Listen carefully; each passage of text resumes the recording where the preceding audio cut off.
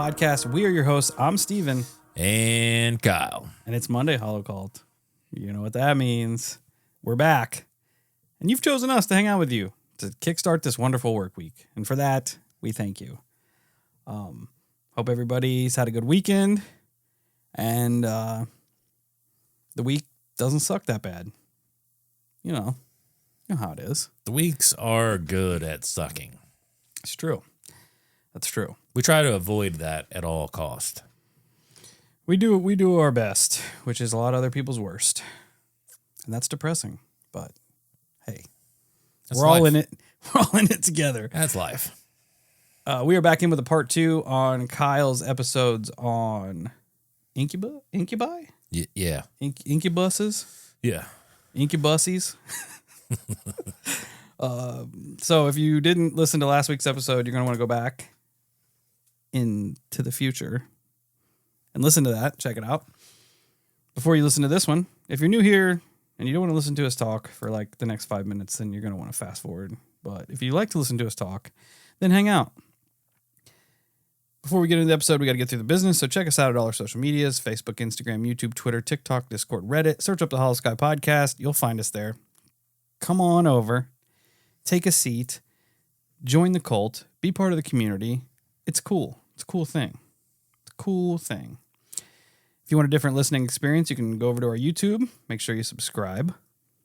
And you can watch our podcasty faces say these exact words that you're listening to right now. Also hit the Discord up. Check that out. Bunch of good people over there. Great community. Just a cool place to be. Just a cool place to be. If you have a paranormal experience you'd like for us to feature on a future show of our listener episodes, Kyle's got some deets for you. I do, unless you're a truther, because truthers hate us. With that being said, I'll move on and be professional. Yeah. Easy peasy, show notes. Check them out. All the information you're going to need is in there. But if you want to hear it, I'm here to say it. holoskypodcast@gmail.com. Write your stories out. Write your concerns. Write information. Talk to us. Whatever you got to do. Send it to the email. It is the best way to get a hold of us. That's where we pay the most attention to for whatever reason. Also, with that being said, I don't really know. I feel like I've dropped the ball over these past 6 years. But if by chance, only if by chance, you have caught up on Holosky, maybe go check out our counterpart, Eric and the Uncomfortable Podcast. Check him out. He's got some good listens there. Hell yeah. And, that way, maybe we do a little bit better job here between a few of us of building a community. Don't know if that's possible or not. We're going to sure give it a try. So I will probably be shouting people out far more often. Don't ask me to do it. I'll do it of my leisure. It just is what it is. It is what it is. Yeah.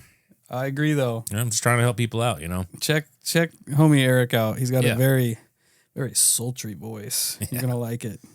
If you like weird stuff and you like real bassy, manly tone, Eric's your guy. Eric is your guy. But yeah, I will be petty because I'm too dumb, obviously, to be in the GATE program, and I'm also a liar. So, sorry, my 4th grade self didn't realize what I was getting into. Steve needs to do better, is what is happening there, ladies and gentlemen. Yeah, so keep talking shit. Anyway, if you'd like to support us and our pettiness, there's plenty of ways you can do it. You can check out the Patreon.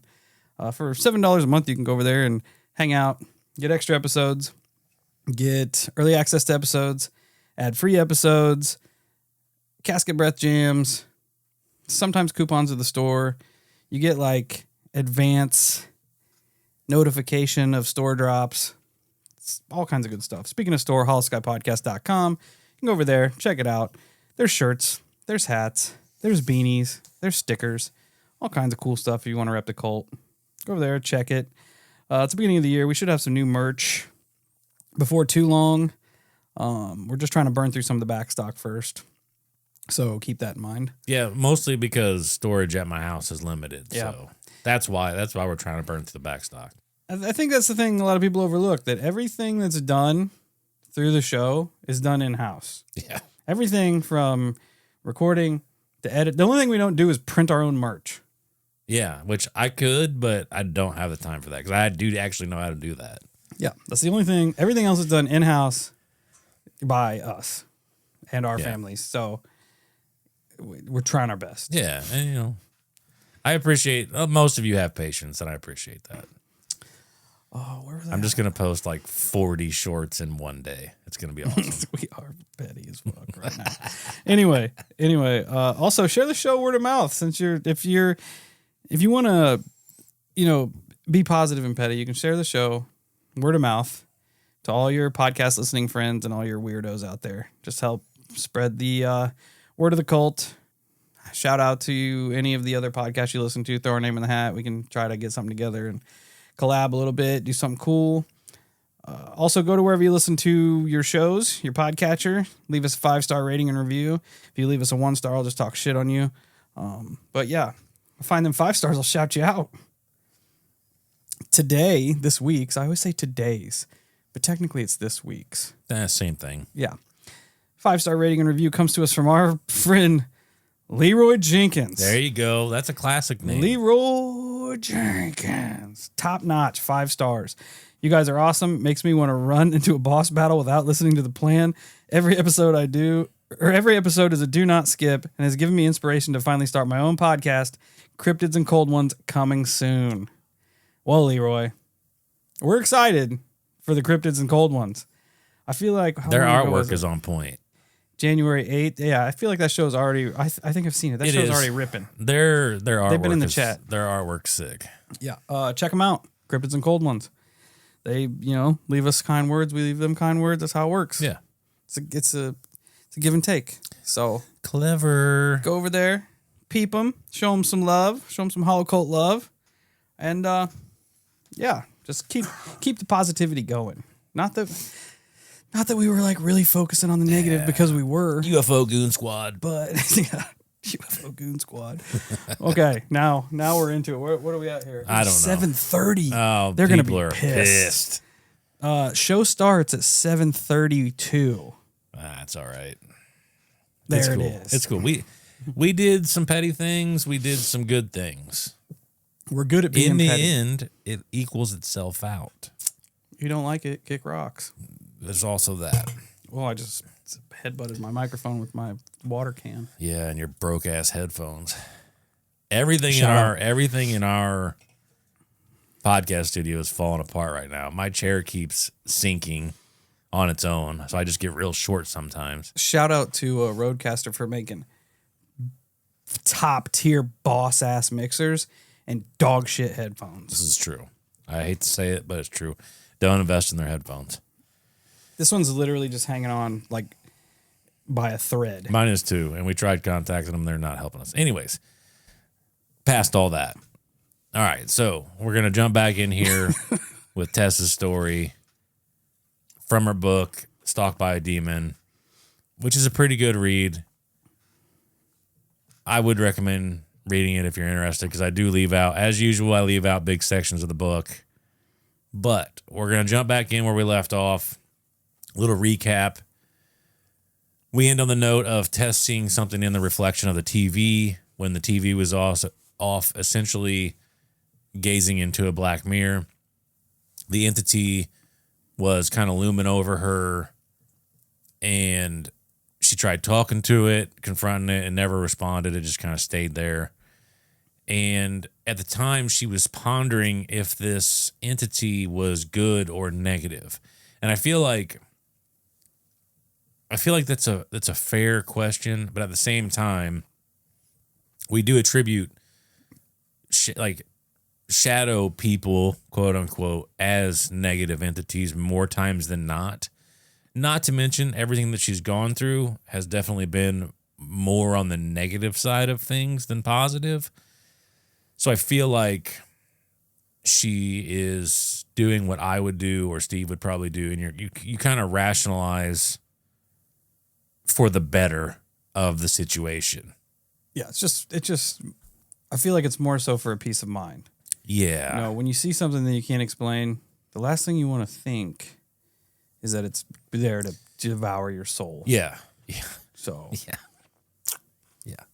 I get it. But, to kind of go against that at the same time, when I was younger, I had a friend who could see things and claim that she talked to angels and whatnot. She had told her mom, who told my mom, and who told me that one day during a track meet, she saw a dark figure standing behind me, which, instantly kind of freaks you out. But she gave the description of my dad's dad who had passed away. And she said that she didn't feel like it was a nefarious being or whatnot. My question is, though,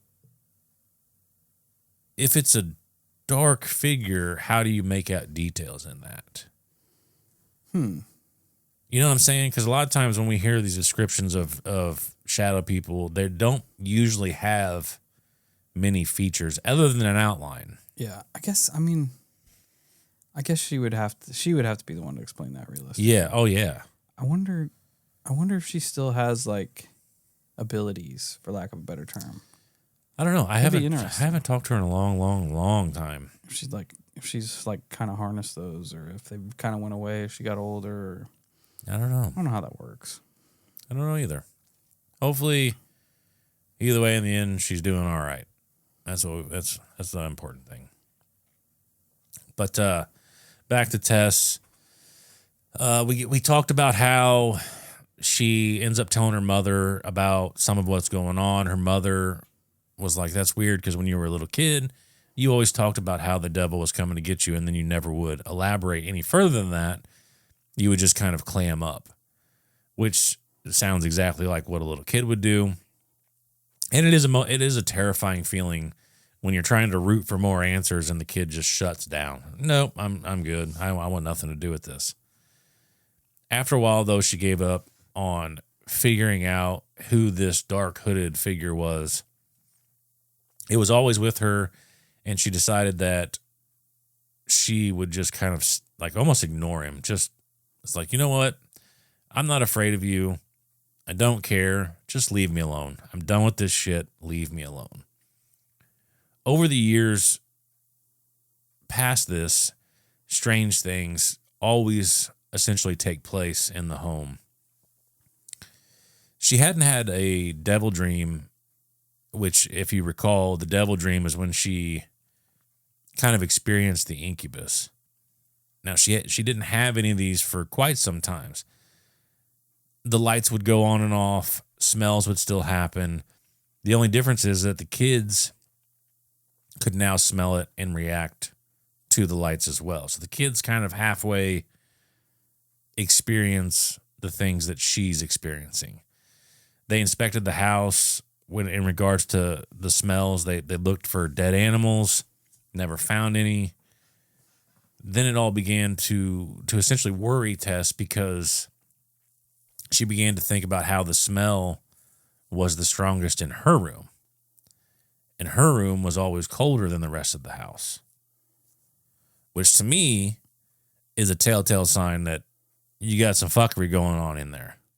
Yeah, and the fact that the kids are experiencing it now almost exacerbates the stress and the anxiety of the situation, because now, she's definitely in her mind thinking that if this thing can get to her, it can also get to the kids, since they're now experiencing it. Yeah. And you think that adds to the stress, which essentially in cases you hear where these things feed off negativity and anxiety and shit, it's almost like compiling itself on top of itself. Yeah, which, in regards to a negative entity, that's kind of a smart tactic as well, because if it does fuel off of negativity and fear, well, what better way to amplify that?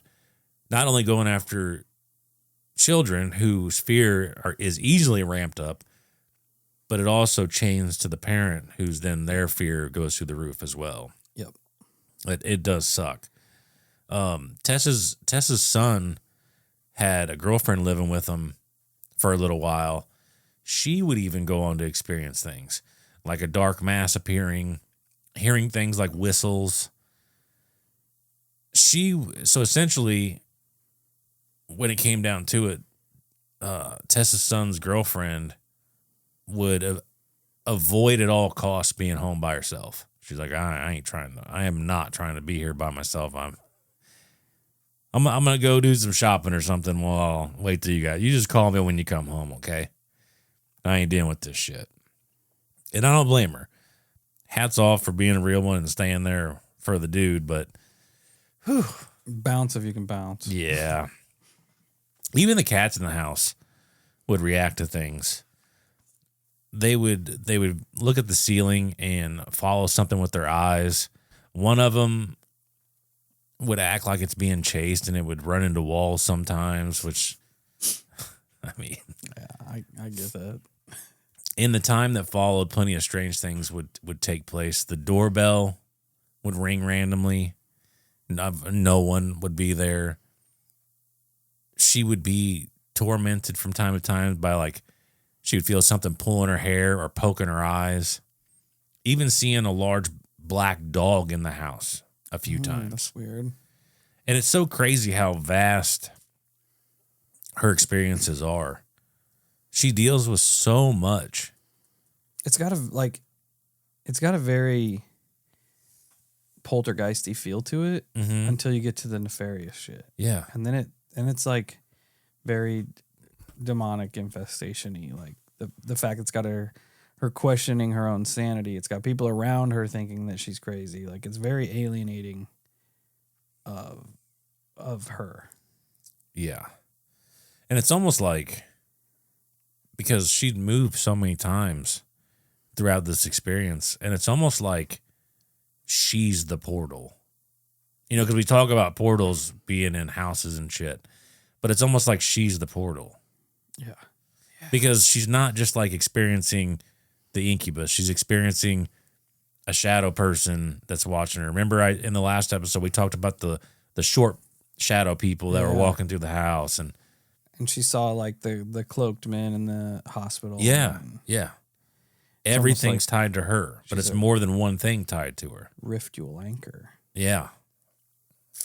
Bum, bum, bum.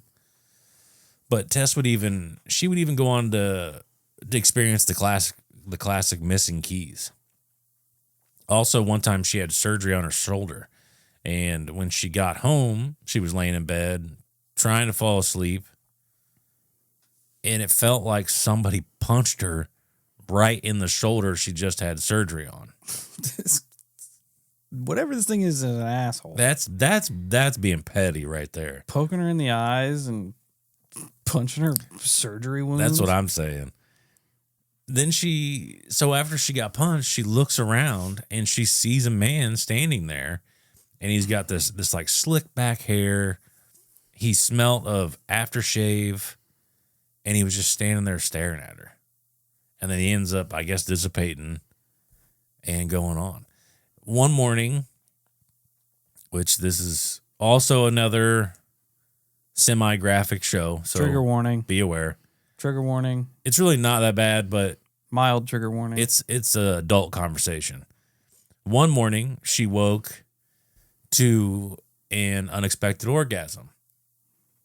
She giggles. Literally. And says, and then she fucks up.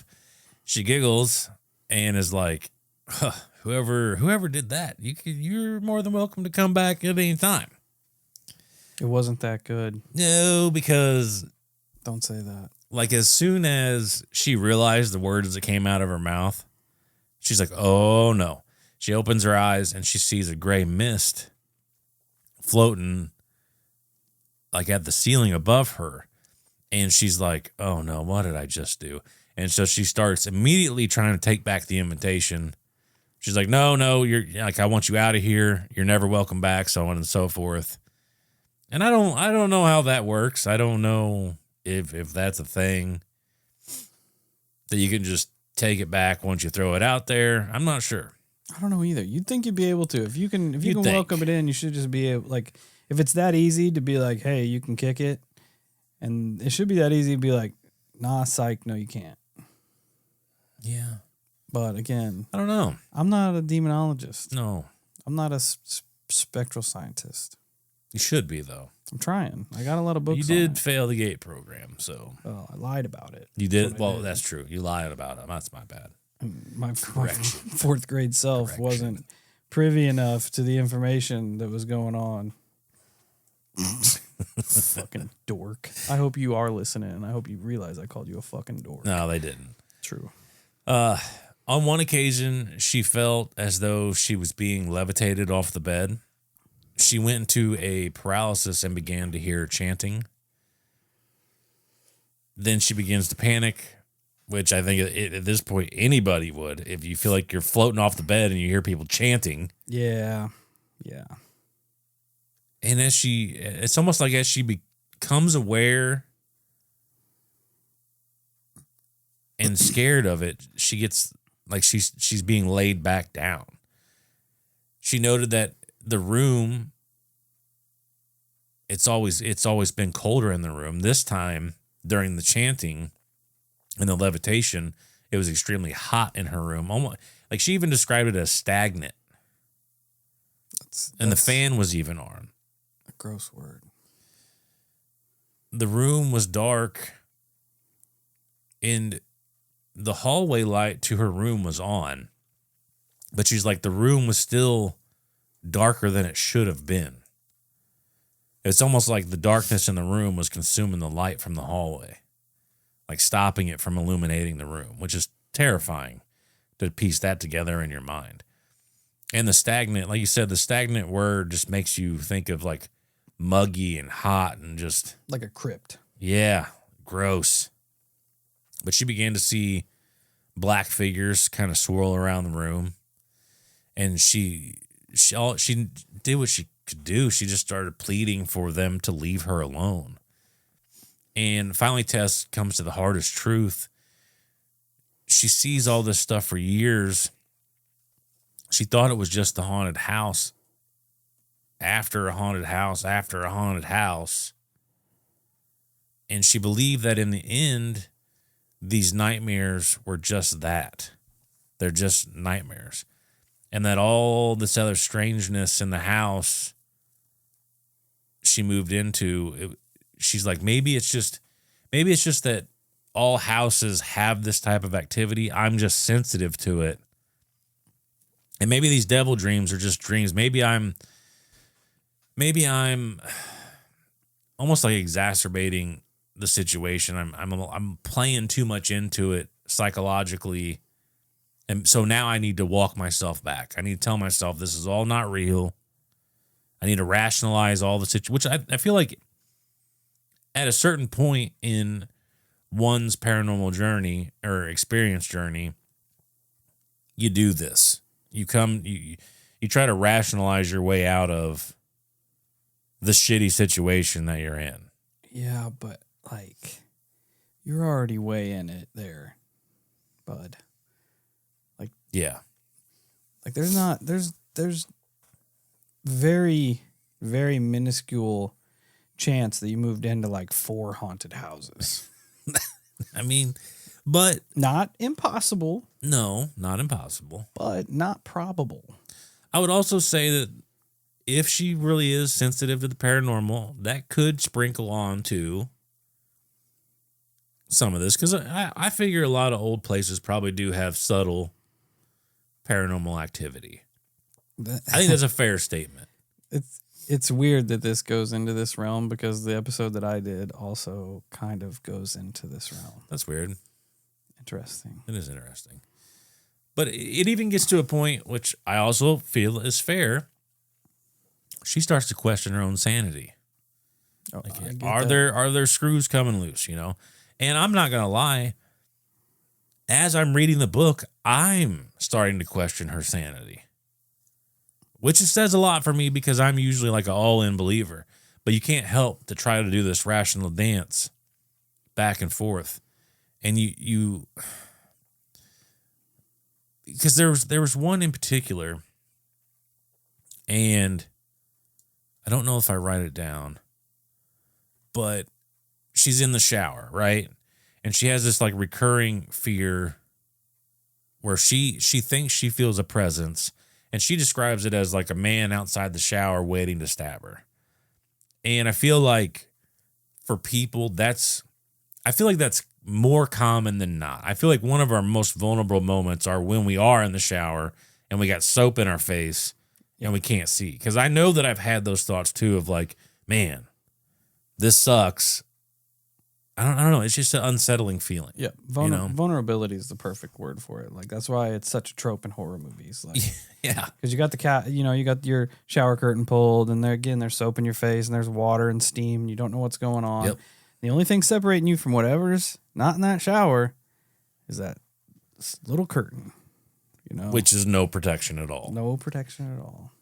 So, also, you can also justify like. Because this is some of my thought process. A lot of people, because I do it, you try to avoid ultra scary movies or conversations or anything right before bed.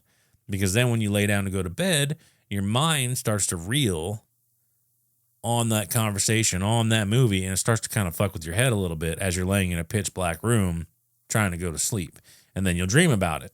So, with that being said, could her fear and her paranoia kind of collide at night before bed when we are in another extremely vulnerable state and kind of create these dreams and create these situations and just kind of ramp up her anxiety and paranoia? And she's also going through this same thought process. I also feel like on the flip side of that coin, it's exactly what an infestation wants. Mm-hmm. It wants her questioning her sanity. It wants people who are privy to her story questioning her sanity. Yep. That way, there's not eyes on whatever the entity is that's causing it, because people are going to write it off that, she doesn't have all her screws tightened, for lack of a better term. Yeah.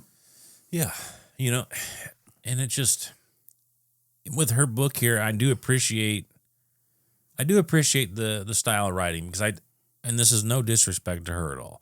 It is not like a professional writer would do.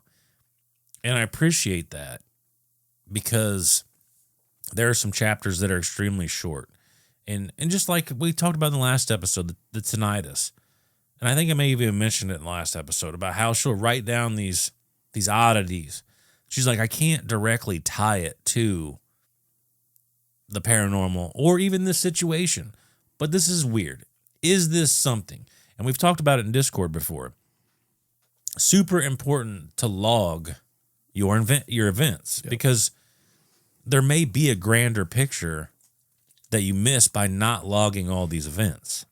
Yep. So I can appreciate this style of writing, but at the same time, I also understand that for a not so convinced reader reading these things, it does make her look kooky, right? Because they're like, oh, this is obviously tinnitus. Go get your shit checked out, lady. You're crazy.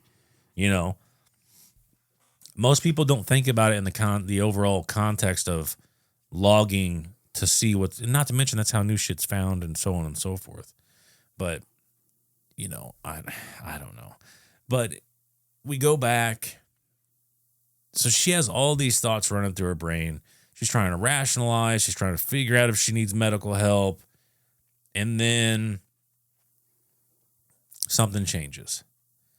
She goes down for bed. She begins to go to sleep. And the hum starts. The devil dream is happening again. But this one, among all the other, it is significantly different. In the past few years, she just accepted it. And she found that when she didn't fight it, it would get over faster, which is terrifying and disgusting and heartbreaking. But this time was different because one of her cats got in the way. As this devil dream's taking place, the cat jumps on her belly and is hissing. and it goes to jump. And as it jumps, its claws rake her belly, and it pulls her out of this sleep paralysis, this state. And when it does that, she is still experiencing the devil dream in her waking life. That sucks. Yeah. She could still feel everything happening. She could feel the hands on her body and so on and so forth. That's devastating because, like, Yeah. you almost feel like it's confined to the dream state, right? Yes. To where if she could wake herself up, It's over. she could be out of it. But now this changes a lot. It changes everything. It changes everything. So from there, she definitely comes to the conclusion that it wasn't all the houses that were haunted. It's been her. This is all because of her. So she reaches out to the local Catholic church, leaves a message for someone to call her back. But this was essentially a failure. He called her back and suggested that it was nothing more than sleep paralysis. And for whatever reason, I don't know if this is logic or if this is oppression or what, but when he suggests sleep paralysis, maybe it's just for the comfort of her mind, she instantly agrees. She's like, yep, you're right. It probably is just sleep paralysis. You're right. You're right. You know, she even looks into high levels of EMF readings because she'd done some research, and she's like, well, I found out that high EMF can make you hallucinate, can make you do all these things. So I'm going to look for that. And she's like, I do have a bunch of electronics in my room. So she's like, all right, this makes sense. This is possible. This is great news because this could be something that is being coupled with my sleep paralysis, or maybe this is causing all of it. So maybe I just found the answer and the cure to all my problems. But the more she digs around, and she was actually able to find a message board where people were taking paranormal situations more seriously. She gets on there and she starts talking to people, and people are like, yo, this sounds like a straight up incubus. What you're encountering is not EMF. It is not sleep paralysis. And then she throws a curveball out there that I don't think many people have heard. She's like, why? If it's an incubus and it's a demon and it's evil, why has this thing started kissing me? That's disgusting. And one of the suggestions was maybe this thing thinks it loves you. Also disgusting. Dude, it's terrifying. And they're like, maybe that's why it's been following you around for all these years. Maybe this thing is somehow, in some way, in like this morbid love circle with you. That the connotations of that is just, it's terrifying. yeah, it's gross. It really is. Gross. And I haven't heard stories like that before. And from there, it's almost like it kicked it off. The attacks start to ramp up, and Tess really, really, really starts seeking help. She gets a hold of this paranormal team that she wants to come over, and a member of the team, one of the women, show up because she lives relatively close. So she shows up, starts reassuring Tess, tells her to spread like kosher salt, and as she's doing this, she beckons this lady ends up beckoning the spirits to follow her home. She's like, I got this. Don't worry, Tess. I'll take these fuckers with me. I'll deal with them. Don't worry about it. Because Tess, was like, well, like, what's going to happen to you then if you take all this stuff with you? She's like, I got it. Don't worry about it. But she also suggests to Tess that you need to start praying. You need to start asking for protection and stuff like that. So that night, right before bed, she did just that. She prayed for protection for herself and her family. And it's crazy because as she finished it up, she described something very interesting. I felt like I was being drenched in warm water. My entire body tingled and I felt complete love. She also noted that after that, the ringing in her ears stopped. The noises, the voices, it all stopped. Which is a very similar description of when I was with my son talking to him about Jesus and how to ask him for help when something happens. I described the same shit. Not the warm water feeling, but this tingling sensation come up through my body, and I couldn't help but smile because I just felt warm. Like, I'll describe it as warmth, but I didn't actually feel warmth. But it was like, I don't know. I guess it would be described as like a love because I smiled. I wasn't afraid. I was just like this is fucking weird that I'm feeling this way. Oddly enough, it's described almost exactly like the same feeling I got when me and my ex-wife were at that Catholic conference with Father Machado, and he was blessing everybody with the holy oil, the mark on the forehead, and that's pretty much spot on what I felt like. Like, it's weird. Even the warm water and like it was weird. At the time, I was trying to write it off as like I'm just kind of in the moment. You know, everybody here is kind of got the same mindset of what's going on, but it's weird hearing it from a like something completely different in a similar aspect, like from her point of view, from your point of view. Yeah, and I feel like all three of us almost in a way validate at least that feeling. It's strange. It's weird. Strange. It's weird. For a guy who tries to be as logical as I can, all the while, you know, kind of believing in the paranormal all the way, it's a weird, weird feeling. Yeah, and like for me, who's not a religious person whatsoever, to have something like that happen and have like essentially a physical response to it, like I guess the way that I was feeling it's weird. And you guys have heard me talk about it before, but it stuck with me for a long time. Like whatever was happening is weird, and it wasn't a feeling of fear. It was like a feeling of peace. It's hard to describe it when it washes through you like that. It's strange. Yeah. Well, one night after all of this, Tess feels a pounce on her bed, but it was heavier than what she's used to because she's used to her cats jumping up on her bed. But she's like, this is way heavier than what a cat should be. So she looks over, and sure enough, it's definitely not a cat.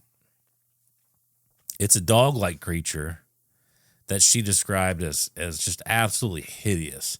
It also smelled of death. She said it had a roundish head like a human.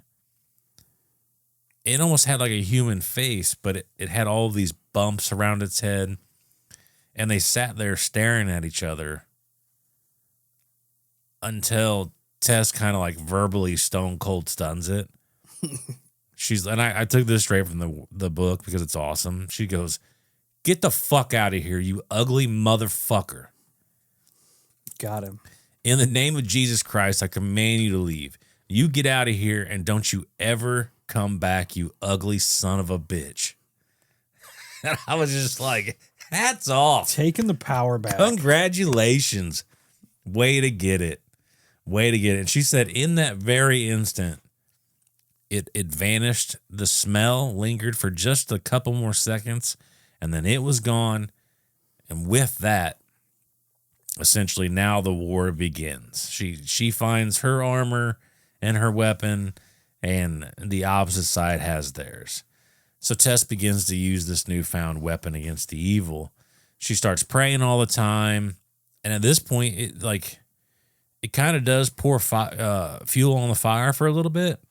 She mentions how much the family began to, like her and her kids, how they start fighting just like crazy and just over little shit.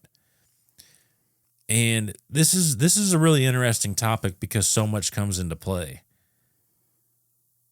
You know, are they truly getting mad over petty things because of demonic oppression, or is it mundane shit? Is it because of bills, work, holding a grudge? You know, there's just so many contributing factors to being petty at home with everyone around you. Even a simple hormonal imbalance in somebody can cause this type of agitation. But it's also always in the line with demonic oppression as well. Yeah, I feel like it's context. Like if those things were happening and Tess wasn't having any of the other experiences, I just write it off as like, yeah, just normal life anxiety. Yeah. But she's literally being attacked by entities. So I'm going to go in the camp that whatever this thing is trying to stir up her life more and more, where she's almost, you know, got her mind on trying to keep her family together as opposed to, you know, going full bore at whatever this entity is with her protection and with her defenses and stuff. It's trying to like pull her out of that, essentially taking the power back, you know, move. And I think that's its first go-to is like keep things stirred up in her everyday life, and she won't be thinking about what to do whenever we got her. You know, I definitely agree with that. I think you're spot on. But to further that point, like remember when we were going through our stuff, it seemed like it was coming after my family, even in your case. Like it went after your kids too. Like that was one of the moves that happened, and it happened to both of us at the same time, where it kind of started trying to influence our loved ones, which is a weakness for us. Yep, 100%. 100% vulnerability. So I think you're right. I think it's dead on. But after researching and reaching out to people who Tess finds through like a TAPS website, they have like a community, like a Discord on there, which is also why our Discord is so important. They basically give her advice on how serious the situation is with demons and oppression. No matter what, you need to control yourselves and begin to do better. They're like, no more fighting. Like you have, as hard as it is, do not fight with each other. Cleanse your house, use your prayers. And I love the combination of like because she's using sage, and at the same time while she's using her sage, she's praying to Michael the Archangel, and she's kind of combining these faith and rituals, which I love that shit. Regardless, though, between this and talking with the family, they begin to notice an improvement.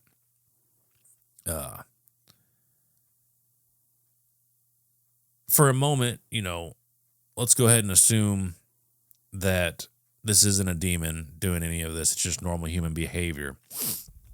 It's clearly possible that if we were to convince ourselves that this demon is the real situation, and you pray, sage, and do better. Oh man, sorry, my throat's super dry. But what I'm trying to get at is it's another situation where you could convince yourself of solution and problem, right? Because if they are being petty and arguing over mundane life shit, and you think a demon's doing it, and then they're like, hey, no more fight. Like, it's a self-correcting method. Yeah. You know, it's another one that's impossible to prove or disprove. Because I guess at the end of the day, you could think it's a demon all day long. And if you convince yourself of that and you do the steps to mitigate the issue, and you mitigate that issue, then you're like, oh, the issue is then mitigated. You know, it's done. It's over with. Yeah. So it's another one that I find it's like confirmation bias. Yeah. That's a great way to put that. It's perfect. It really is. And I love these types of situations. I hate them and I love them at the same time, because it opens up so much more in the world of paranormal. And it just, I guess it just more a brain teaser for me is what it is. It's just, I don't know, I just find it super interesting. And it's more questions for me to ask in the grand scheme of things to acquire more knowledge. Anyway, she develops a ritual of praying at her bedside, giving thanks, and just really committing to the entire process, which is great. No matter what, whether it's a demon or not, it sounds like by her partaking in this process, she's bettering her life regardless, right? She's becoming happier, and she's becoming more thankful for things. So either way, it's a win-win at this point. Yeah. Even if it is, okay, say it is demonic stuff and she thinks it's just mundane everyday stuff. Her taking steps to eliminate that anxiety and that stress from her life essentially also takes steps at taking shots at the demon, because it like thrives on that chaos in her regular life. So exactly like you said, it kind of serves both purposes in eliminating that factor. Yeah. And that's like I said earlier, it's like these situations are just so unique and so intricate that it's fun to kind of like try to sift through and see the path, to see what's happening and see all the slides that are there. I don't know, it's really interesting. But it's interesting the way she ends up putting this, because human nature does this to us, but things go on for a long time since she started all the ritual and the praying and the being thankful. No more devil dreams, no more feeling of being watched. She did have small things happen here and there, very subtle things, but for the most part, things were really, really good. The odd part, though, is that at times she would sit and wonder about how this, and this is fucking bizarre to me. So all this is going good, no more devil dreams, and at the same time, there will be nights where she sits and she ponders, what if, since I'm not being attacked by this incubus, what if it's attacking someone else? And then she begins to have almost like this survivor's guilt about the situation. And then you could go several ways with that, but you could link that to like an everlasting oppression from the demon. Like, this is my way back. Yeah. You know what I mean? Like almost like this sick injection that he gave her. Yeah. Because everything's going good, and then she starts to bring herself back down. Yeah. Almost in a roundabout way, almost beckoning it back at that point. That sucks. Yeah. It's like a symptom of it, like a residue. Yeah. It's constantly there. That's gross. Yeah. But after this time, things are calming down, and I feel for her, because I get it. I get it. I absolutely get this. Everything's calming down. Life is going good. And then what does she do? She starts to lax on her rituals. She starts to become complacent, thinking that it's over with. Well, one night she's laying in bed. She's drifting off to sleep. And as she was doing this, she closed her eyes and sees a man's face staring at her. Then this face begins to morph into what she figures a demon's face looks like. And more faces begin to show up as I'm assuming as her eyes are closed. These faces start to close in on her, and as they reached her, she shot up and turns the light on, just telling herself, it was just my imagination. It's just me getting in my head. I just need to go back to bed. So she lays back down, and what do you know? The hum starts. It hits real fast and hard. She said it felt like someone's hand touched her forehead right as the hum was taking place. But this time she shoots back up, rebukes the entity. She gets off the bed, gets on her knees by her bedside. She starts to pray. And to be honest with you, I truly admire the way she explains, because I guess I bought an extended version of her book because the original book comes to end here. And I really admire how she writes this. She's like, I wish I could sit and say that I saw God, or I saw the angels come down, catch this demon. I wish I could say I beat him to a pulp. I wish I could say that I saw him burn and get tossed into hell, but I didn't. I prayed and my prayers were answered. That's it. So for her in this moment, in the closing of the first iteration of the book, it's over. Like, it's done. After she did that, it was done. Over with. But I knew there was going to be a but. But like I said, I bought the first. I must have bought the second iteration of it because it's the edition on. But Tess knows that the evil is truly never gone. Once in a while, she sees a shadow person or hears the hum at night, and she wards it off. It's an ongoing battle. From time to time, she would see a dark figure still, and on occasion, her son even saw the dark figure looming in the shadows. He called out for his mom one night thinking it was her, but then the shadow just darts off. Not to mention, he states how much larger the shadow entity is than his mom anyways. She also notes that when her ears start to ring, she asks who or whatever it is to back away because they're hurting her ears. And I find that very interesting, that she's under the impression that when her ears start to ring, there's an entity with, like, kind of breaking her safe space. That is interesting. It's a weird one. I've never heard anybody say it like that. One night, Tess was super tired, and she climbs into bed and instantly falls asleep. Well, just like before, she hears the hum and looks up to see a large winged black figure above her bed, which then flies down and lands on the bed.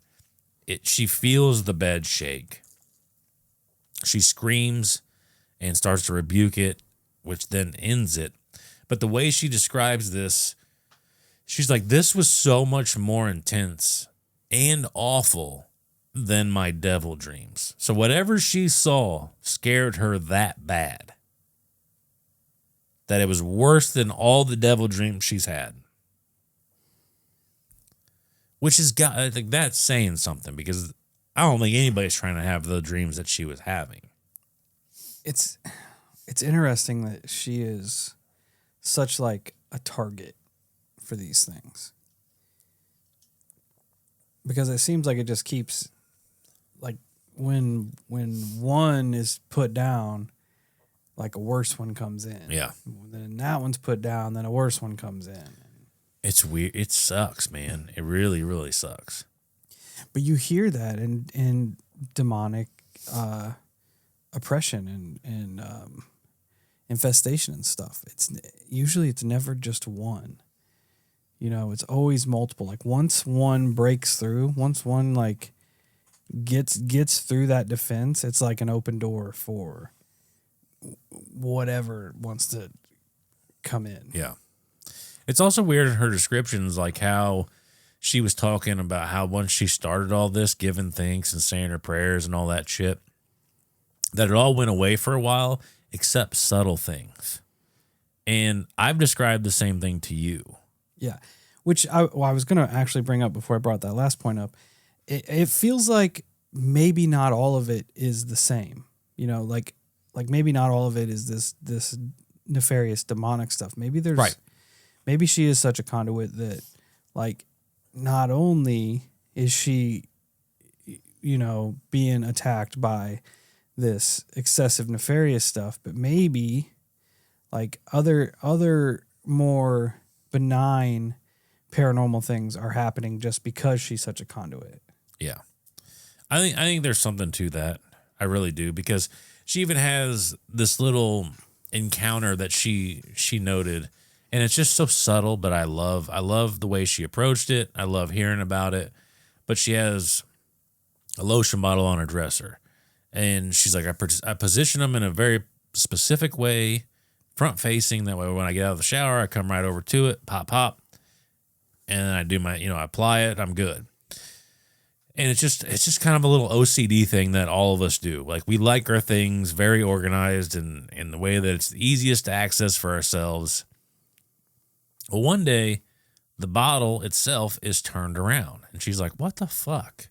She brushes it off, resets it, comes back later. The bottle's turned around again. She's like, what is going on?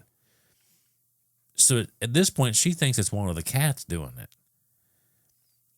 And so she spins the bottle back around, pushes it all the way up against the wall, and puts things on either side of it. So it can't, there's no way that a cat brushing up against it is going to turn it around. Well, she checks, and sure as shit, the bottle's turned around. And so she's like, she kind of freaks out. She's like, you know what? Knock it the fuck off. Whoever's doing this, stop. Just stop. She goes, what the hell do you want? And she even goes as far as getting a pen and paper. She writes out, what do you want on the paper, and sets the pen and paper in front of the lotion bottle. And she's like, if you either answer my question or get the fuck out. I'm done with this shit. And she said she left that pen and paper there for months, and nothing ever happened with the bottle or the pen and paper. It was just done. Super weird. I was waiting for it to come back around and being like, until. No.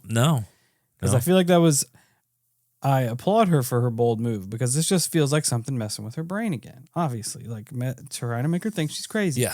Every time, it's like the missing key phenomenon. Every time you come in and something's moved just enough to where, you're trying to make sense of it. Like, maybe the cat did it. Maybe the cat turned this lotion bottle around perfectly and put it right back in the place where it was. Right. But I feel like asking it to communicate is probably not the route you want to go. Probably not in her case. Probably not for most people, but I definitely get what you're saying with that. Yeah, it just kind of felt like don't give it that power. And you know what? Maybe it did open it back up, because they start to see shadow, like a prominent shadow figure again. It's weird. I didn't think about it like that, but I think you might be on to something, because she says one night she hears the front door open and close, and she thinks it's her son, and she's like, "Hey, Matt, are you there? Is that you, Matt?" No response. She calls out again, nothing. So she gets up to go check it out, because she can hear clanking dishes, and she's like, "It's definitely him. He's just not answering me, or maybe he didn't hear me, or whatever." She gets to the kitchen, and there's nothing. Nobody's in the kitchen. Nothing's going on. She's like, what the fuck? And she feels like something touch her face. And so she turns, and I guess, I don't know how the room's set up, but she turns and she's facing a mirror at this point. And in the mirror, she sees a fucking massive figure. She's like, this thing was twice as wide as me. And it was a dark entity, but she could make out the eyes. She said the eyes were bulbous like a fly. Like it had fly eyes. And it just, she's like, we stood there and stared at each other for probably 10 seconds. It feels alien. Yeah, oh, it definitely does. But she's like, we stared at each other for at least 10 seconds, which felt like a fucking eternity in that moment, because I was so scared. And so finally she turns to face the creature head on and kind of confront it, and there's nothing there. And so she's staring into the room where this thing should be, and she sees nothing. But at the same time, she's so afraid, she doesn't want to look back into the mirror to see if it's still there. So she starts backing up toward her room. She's like, there was not one part of me that wanted to turn my back to this thing. She's like, even though I couldn't see it as is, I just was not turning my back to it. She ends up going back to her room and holding up in the room. She probably went to sleep, which is what I would have done. Yeah, that's gross. Yeah. It's weird how these things have human features, but they're so exaggerated. Like I keep thinking about when all that shit was going on, the one that was like leaning in through the door. Yeah. How much bigger it was than a human, but it still had human features, which kind of fucks with you a little bit. Kind of Yeah. not necessarily uncanny valley because you know it's not. Yeah, a it's human. clearly not a human. It's clearly not a human, but it's weird. It is. Weird. It is. Yeah, I definitely see it, how that like raises a fear factor. Yeah, for it does. That's what I was gonna say. It does it to invoke fear. Yeah. Like, you know that it's not human, and that's the worst. That's terrifying. That's not a fun feeling. For a while, she has more and more experiences in regards to the paranormal. She even has some more like bizarre sexual dreams. They're not like horrific like some of the other ones. They're more of like, I want to say pleasurable for her, even though she kind of is highly conflicted of it afterwards. And she notes, she's like, a lot of it peaked back up after releasing the book. So it was like the more she talked about it, the more it ramped up. Just got more energy. Yeah, it got more energy. But she decided at a point in her life, because I'm assuming the kids had moved out, so on and so forth. And she's like, you know what? I'm going to get rid of it. This house is too big for me anyways. I'm going to downsize. So the son and his girlfriend is like, hey, instead of you selling this place, why don't we rent it from you? You can go live in an apartment at the place. She's like, all right, cool. That sounds great. Ever since she did that, it's all been kosher. She moved to this new apartment. She's real excited about it. Met a bunch of new friends. No paranormal stuff. Her son and girlfriend moved into the original house. No paranormal experiences. And she's like, I've essentially learned to deal with the waves. Because if you didn't notice, throughout her life, it does seem like waves. It comes in waves where she'll have all this stuff, and then it cuts off and she'll get her peace for a little bit, and then something fractures it, and then boom, here we go, getting hammered again. Yep. And at this current time of the iteration of the book, it's all kosher. Everything's been great for, I think she said, a couple months. So, and it's crazy to me that all of it stems from one Ouija board session to a lifetime of just torment.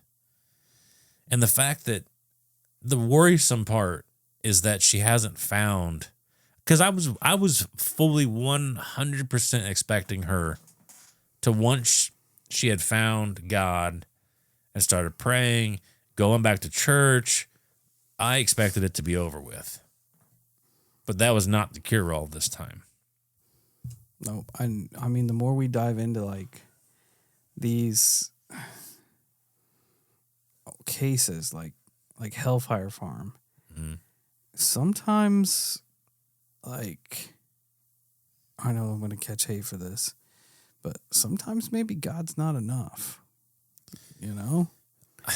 Like that, whatever was at the Hellfire Farm didn't react to it.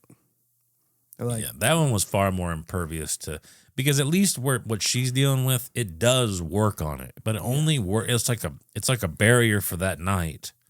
And it did so at Hellfire too for a little while. Like, yeah, because they would do that and then the shit would die down. But whatever the dog head Anubis looking thing was, is like, nah, like almost like that's a new god that doesn't work with what you're dealing with here. Right. And that's not me like pushing a narrative or anything. That's what was like documented in the encounter, and that's terrifying. But you also have to be realistic as well, right? Because in humanity storytelling throughout time, a hero's power dynamic is never like impervious. right? Like there's nobody out there. Yeah, everybody has an Achilles. Everybody has that weakness. They find the enemy combatant that is almost their equal, right? The hero always ends up prevailing most of the time, but they're always really equal in power. And if that's not the case, if say God is all powerful, then it kind of, I'm not the biggest fan, but it goes back to what's his face, Neil deGrasse Tyson. How he said, he made that comment about God. Either God is not all powerful or he's not all loving. He can't be both. Isn't that essentially what he says? Yeah. And so there's that aspect of it too. And I'm not bashing on anything, so please don't take it that way. And I'm not here to do that. And this is all kind of thought experiment going on. Yeah, it's just stream of consciousness here. Yeah. Like, I know some people are going to take that personally and lecture us and be mad at us. I know. And that's fine. I almost didn't even bring it up. No, I think those conversations need to be had, because you can even look at it like, I'm ignorant in the matter, and explain to me. Help me see a different version of it. That's fine. I have no problem with that, because that's what this is. But it is. I feel like it's inevitable that if there is good and evil, that they are matched in power. Because if they weren't matched in power, good would have stomped out evil a long time ago. It wouldn't exist. Yeah, you'd think so. Yeah. And then that's within the confines of what we know as good and evil and the structures of it, all the whole nine. But you have to know that good doesn't always win. And that sucks to say, but it's the truth. Good doesn't always win. And in this story, I feel bad for Tess. I wish it was one of them endings that was just like, you know what, I went back to Christ and it was the solution to all my problems. We stomped out the incubus and all these other things that torment me. But unfortunately, it doesn't seem to be the case. No, it feels like one of those things that has to be constantly upkept. Yeah, and that sucks. Yeah. Because it's terrifying. It is easy to get in a place where you feel solace and you feel safe and you feel like everything's done, so you don't have to put the work in. Yeah. And then whatever it is knows.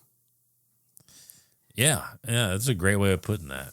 Because the moment she becomes lax, it strikes again, and it feeds on complacency. Like it's a weird, situation too, because on one hand you don't want to deal with the upkeep, but on the other hand it's like, hey, it's my responsibility to upkeep myself. It's almost like working out and complaining about being out of shape. That's exactly what I was thinking of. Or like battling addiction. Yeah. Right. Like you have to put the work in. You have to put the work in. That's why, they don't call it demons for nothing, Right. So they come right back. Yeah. Yeah. And I don't know. Like, overall, she's definitely had a net negative, but I feel like by her like going back to her religion, and I feel like in a way it made her life more enjoyable. It gave her solace. It gave her comfort. Yeah, it definitely brought her more peace than she had without it. Yeah, yeah. So I think at that point she's at a net, a little bit more of a positive on with that. It just sucks that she hasn't found a end-all solution to a situation that happened when she was a fucking child. Like, there's no leniency for her being young and dumb in this case. I think it was more than that, man. I think the Ouija board is just a symptom of it. Especially the way her grandma reacted to it. Like, there was I feel like there was more shit going on there than we were privy to. You might be right. We might not even have the entirety of the story.